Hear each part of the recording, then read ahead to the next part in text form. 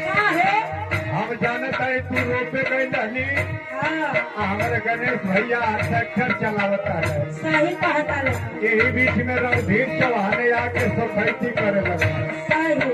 कैसे को हतरी बताता भैया भैया रे भैया भैया भैया रे भैया भैया भैया रे भैया भैया भैया रे भैया बिटिया मार के पर बिटिया के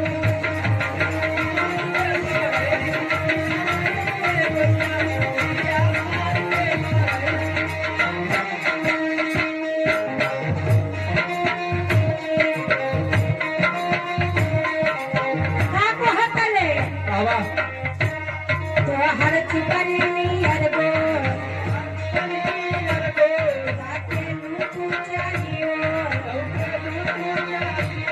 तो हर चिकनी रे सनमो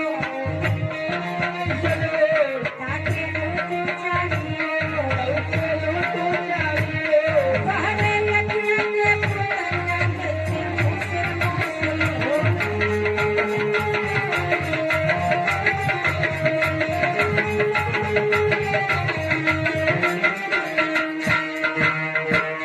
चाची हो चाची मौसी मौसी भौजी भौजी रे भौजी